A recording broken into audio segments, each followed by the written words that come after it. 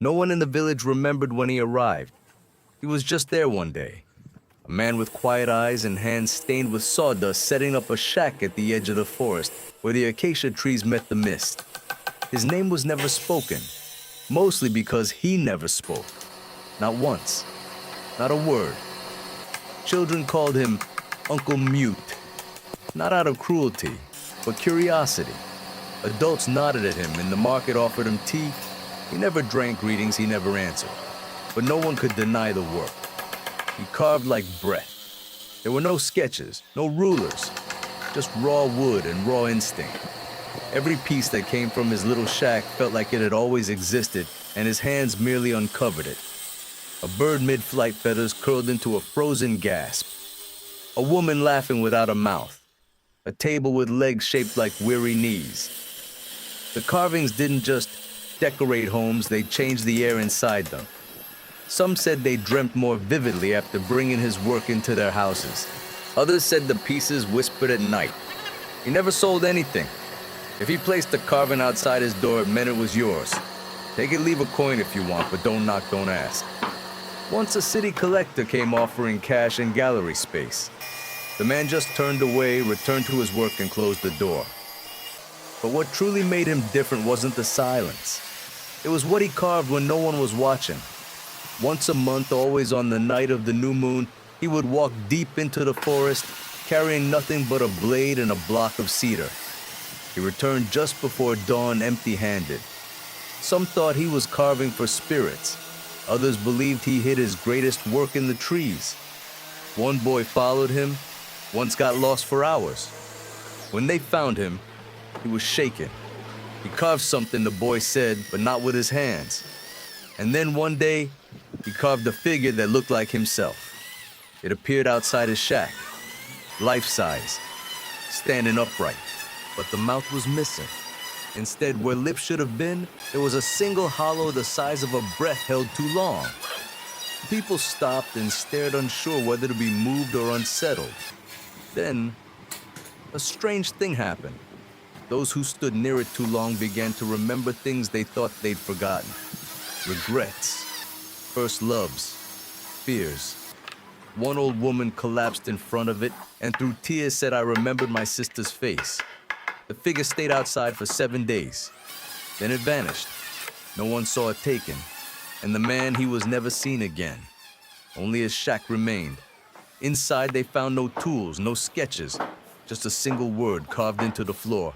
Listen. The first one was found by a hunter.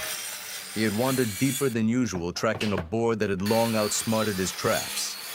It was nearly dusk when he stumbled into a clearing he'd never seen before. In the middle of it stood a sculpture, life-size, carved from dark cedar, weathered by rain though it hadn't rained in days. It was a man crouched low, arms covering his ears. The details were impossible.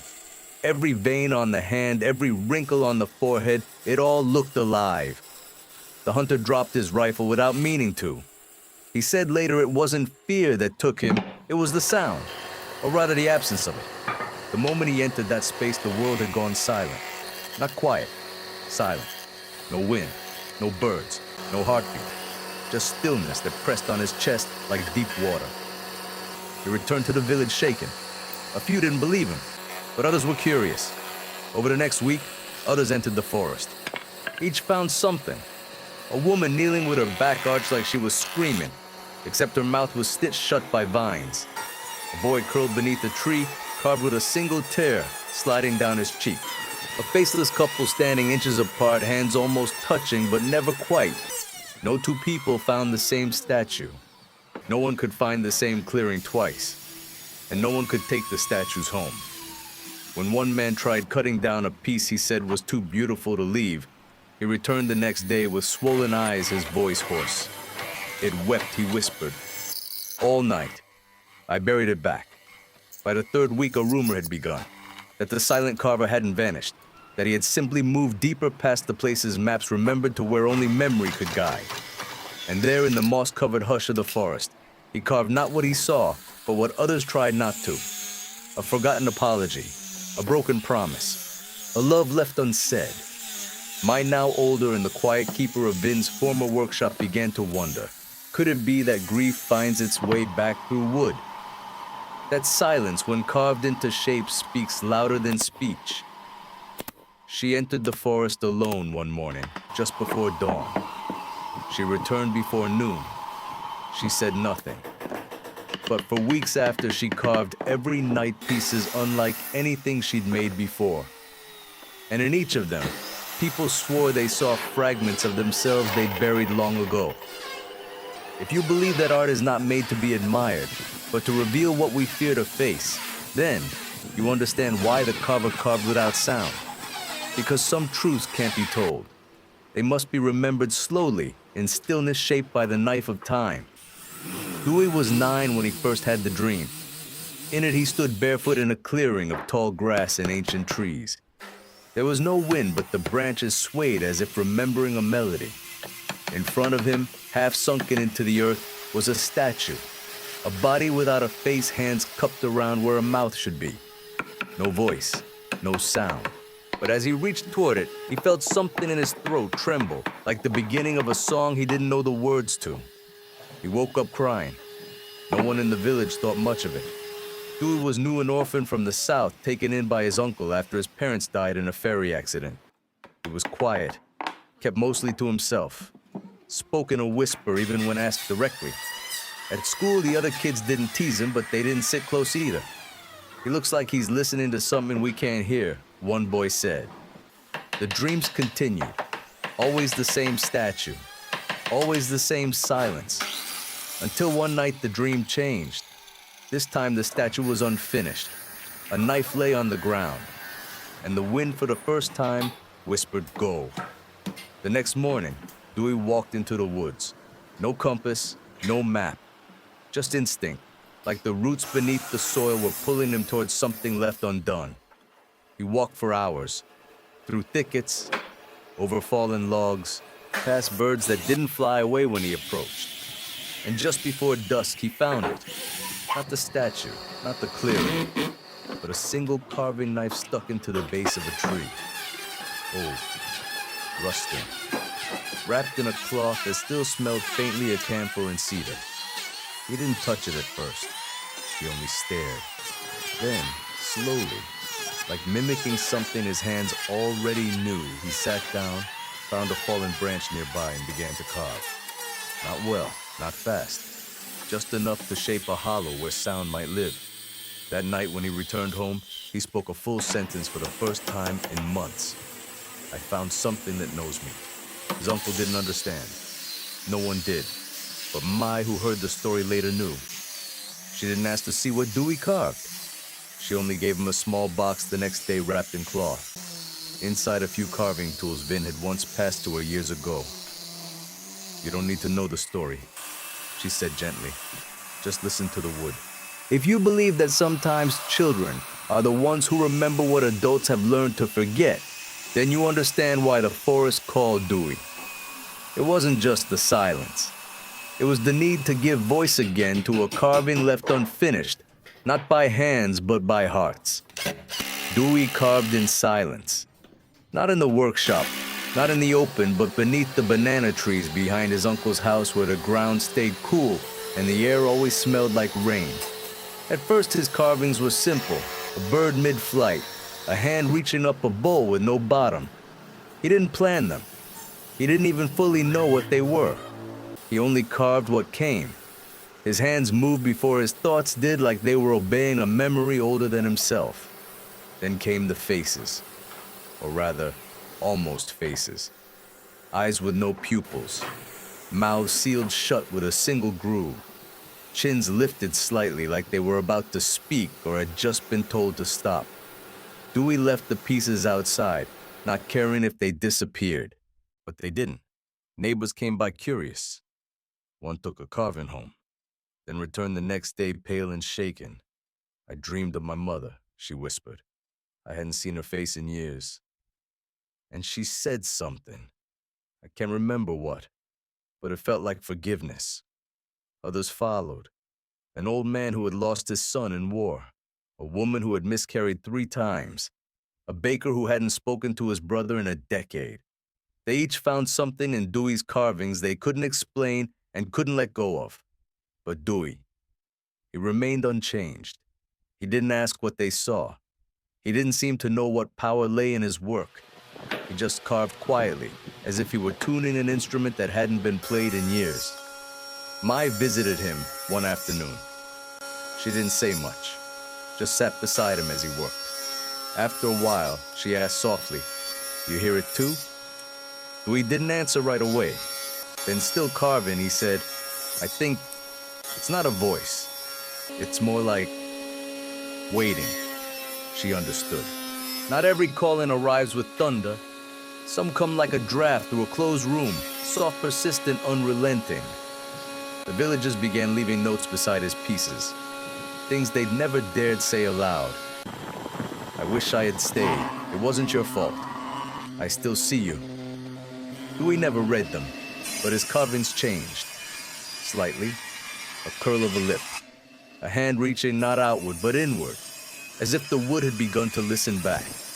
If you believe that art does not always reflect the artist, but sometimes reflects the viewer more truthfully than a mirror ever could, then you understand why Dewey's silence carried more meaning than speech. His work did not shout. It didn't even whisper. It simply waited until you were ready to be honest. The man introduced himself as Mr. Roldan. He wore polished shoes and a blazer too warm for the village heat. In one hand he held a worn leather case. In the other a digital recorder, the kind with blinking red lights and soft foam over the mic. "I collect voices," he told Mai, who welcomed him with cautious kindness. "The stories of those who create without explanation. I archive their words, their silences too if I can catch them." He had heard of Dewey from a friend of a friend, rumors of a child who carved truths no one dared speak, who never raised his voice, yet caused grown men to cry. Roldan was skeptical. He had met prodigies before and knew how quickly magic turned into myth. But something in the way people spoke of Dewey unsettled him. Not admiration, not curiosity, but reverence. He asked to speak with the boy. Mai agreed, but warned gently he might not answer you with words. "You'll need to listen differently." Roldan smiled politely, then set up his equipment outside Dewey's carving spot. The boy didn't look up when he arrived. He simply nodded barely and returned to the piece in his lap, a small wooden box with no lid, no bottom, just 4 walls and a carved shadow inside. Roldan pressed record. He asked soft questions at first. "Who taught you to carve?" No reply. "Do you know what people see in your work silence? What do you see? Nothing." He asked about dreams, about memory, about the forest. Dewey didn't flinch, didn't pause, just kept working hands slow and deliberate as if each stroke pulled something from beneath the grain. After an hour, Roldan turned off the recorder slightly irritated but hiding it behind a polite nod. "Thank you," he said, as if wrapping up a lecture, then walked back to Mai's house. That night he listened to the recording. There was nothing. No voice, no wind, no background hum. Just absence. But as he replayed it again and again, he began to hear something stranger. His own voice. Crisp, but hesitant. Every question he had asked sounded different now. Smaller, uncertain. And in the long stretches between, he heard something deeper, not a sound, not music, but a waiting presence. As if the silence itself had weight, as if it was asking him something back. That night, Roldan couldn't sleep. He walked to where Dewey carved, hoping to find him again. But Dewey was gone. Only the wooden box remained, and inside it, carved faintly into one side, a phrase barely visible unless held to the light. "Your voice is not what you say." Roldan left the village at dawn. He didn't record again for months. But when he did, he no longer asked questions. He listened, and the voices that followed were different, more honest, less afraid. If you believe that silence is not the absence of meaning but its invitation, then you understand why Dewey never needed to speak. Because some stories aren't meant to be told. They're meant to unmake the questions that try to contain them. The rains came early that year. Heavy, steady, endless. Roofs dripped. Roads turned to rivers. And Dewey's carvings, so many of them left beneath trees along fences, even tucked into the base of the old well, began to change. The details softened, the corners curled, some split clean in two. The cedar wept sap. The jackfruit wood grew mottled green with mold. One by one, the carvings gave in to the earth. People noticed. At first, a few tried to save them. They lifted pieces, gently drying them under shelter, wrapping them in cloth. But the carvings resisted preservation. They cracked more when moved, or simply faded. One morning, the carving of the faceless woman with cupped hands was found dissolved into three pieces.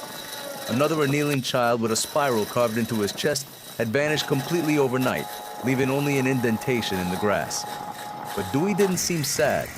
In fact, for the first time in months, he smiled. Not wide, not beaming, but the soft kind of smile you give when something you feared has turned out to be safe to let go. Mai noticed it too. She found him one afternoon watching the rain fall on a piece he had carved only days earlier. A simple bowl rim chipped with nothing inside but water. "It's leaving," she said gently. Dewey nodded. Was that the point, she asked. He didn't answer, but he didn't need to, because she already knew. These carvings were never meant to be kept. They were vessels, like cups for secrets, like mirrors for memories, meant to hold something just long enough for the person to see it, to face it, and then to let it go. And now that the village had spoken its truths, cried its long-held regrets, released its unspoken names, the wood no longer needed to carry it. The carvings were fading because their purpose was complete. People stopped trying to rescue them. Instead, they began leaving flowers beside the empty places. They told stories not about what the statues looked like, but what they had remembered while looking. A father recalled his daughter's first laugh. The widow admitted she had loved someone else once and had never told him. The boy whispered that he had always been afraid of turning into his father. Dewey no longer carved during the day. Instead, he walked through the village, through the mist, through the sound of dripping roofs and children's laughter. And in his pocket, he carried a single splinter, just a thin shaving of wood barely thicker than paper.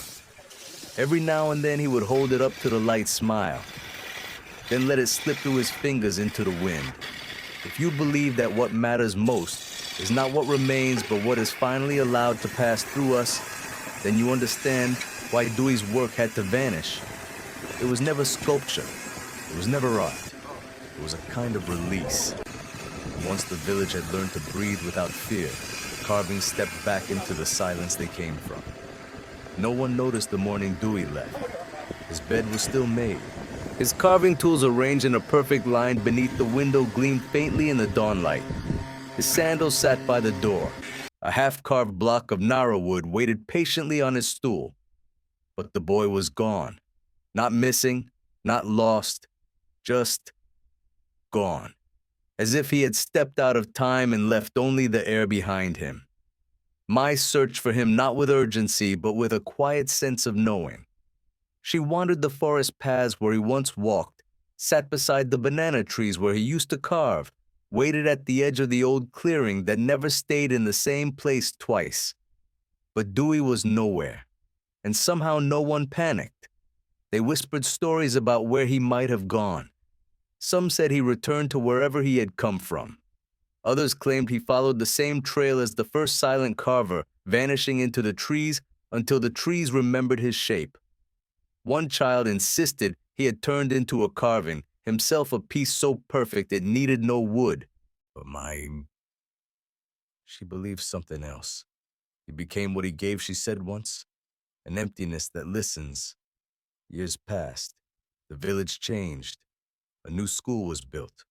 Homes grew bigger.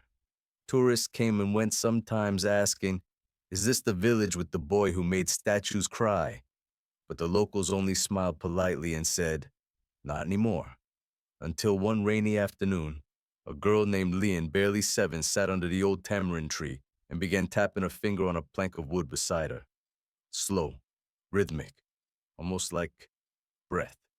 She didn't know why she did it. She only knew it made her feel calm, whole. like the wood was responding not with sound but with presence. Mine, now with graying hair and slower steps, watched her from a distance. She didn't interrupt, didn't explain. She simply walked back into her house, opened a drawer she had kept locked for years, and took out a tiny box. Inside was a single shaving of wood no bigger than a ribbon but still warm somehow, as if memory had never left it. She brought it to Lien without a word, placed it beside her, and walked away. The girl picked it up, studied it, and smiled. If you believe that the soul of a story is not in how it ends, but in how it begins again, quietly, unexpectedly in the hands of someone new, then you already know Dewey was never gone. He simply made space. They say some stories end with answers, but this one ends with a space. Not a silence of absence, but a silence full of invitation, like a chair pulled out across from you or a piece of wood left untouched, waiting for your hand to give it form. Dewey never spoke of what he carved, but perhaps that was the point, because truth when shaped into wood does not beg for explanation. It waits for eyes ready to see, for hearts ready to remember. In a world filled with noise, his silence became the loudest teacher. And though his carvings have returned to earth and the path he walked now sleeps beneath the trees, something of him remains. Not in museums, not in books, but in the quiet gestures of those who dare to create, not to impress, not to display, but to listen. If this story stayed with you, maybe it's because somewhere in your own life, there is a carving still unfinished, a memory unspoken, a shape not yet born. And maybe that's why you're here, listening, watching, remembering. We tell these stories not because we want to preserve the past, but because we believe art in its truest form restores what time has tried to erase. If you feel that too, if something in your heart moved even slightly, then stay with us. Here at Wood Carving Artist, we keep shaping these quiet echoes into something you can hold if only for a moment. And if one day your hands find wood and your silence finds voice carved, not for beauty, not for praise, but to remember that you were here and your story mattered.